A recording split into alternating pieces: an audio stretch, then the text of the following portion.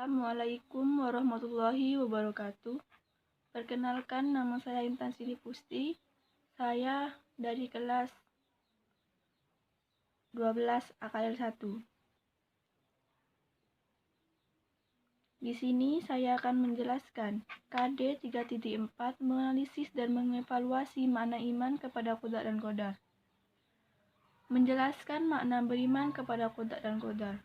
Pengertian qada secara bahasa yaitu berarti hukum, ketetapan, dan kehendak Allah. Semua yang terjadi berasal dari ketetapan Allah. Dan sedangkan pengertian qadar itu sendiri, menurut bahasa diartikan sebagai sebuah ketentuan atau kepastian dari Allah SWT, dan menurut istilah berarti sebuah penentuan yang pasti sudah ditetapkan oleh Allah SWT. Hadis-hadis terkait yaitu dalam Quran surat Al-Baqarah ayat 210 dan Al-Quran surat Al-Hijr ayat 21. Tanda-tanda beriman kepada seorang terhadap qada dan qadar adalah sebagai berikut. 1. Memiliki kesadaran yang tinggi dalam menyadari dan menerima kenyataan hidup. Memiliki segala sesuatu situasi dengan penuh kesabaran, senantiasa berusaha dan tidak mudah menyerah. Memiliki sikap optimis dan pantang menyerah, selalu berpikir tawakal atas segala ketetapan hidup. Hikmah dan manfaat beriman kepada qada dan qadar.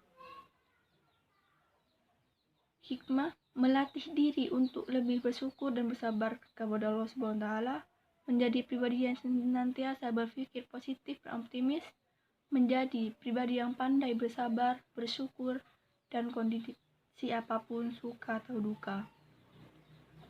Sedangkan manfaat beriman kepada qada dan qadar yaitu menjadikan yakin dengan sepenuh hati bahwa segala hal yang telah, sedang, dan akan terjadi pada diri kita ini adalah kehendak Allah SWT. Selanjutnya, menganalisis makna beriman kepada qada dan qadar.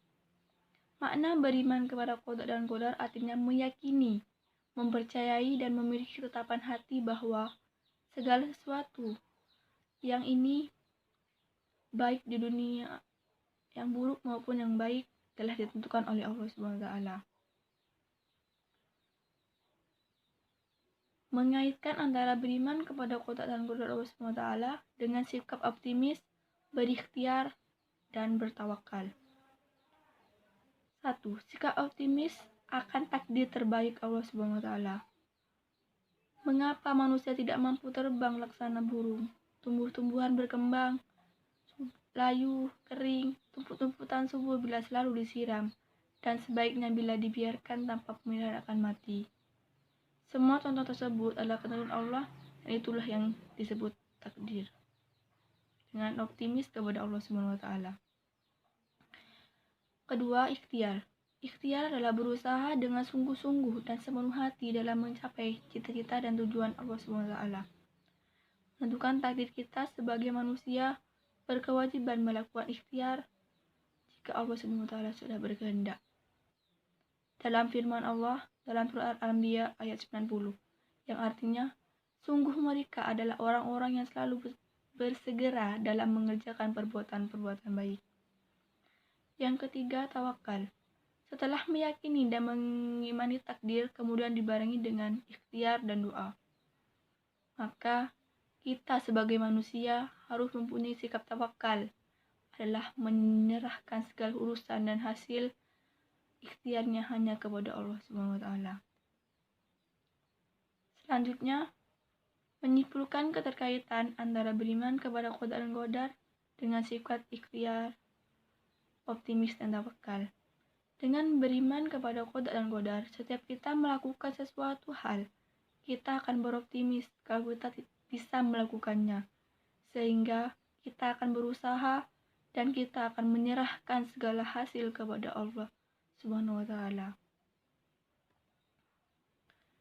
Kurang lebihnya sekian presentasi dari saya. Kurang lebihnya mohon maaf. Wassalamualaikum warahmatullahi wabarakatuh.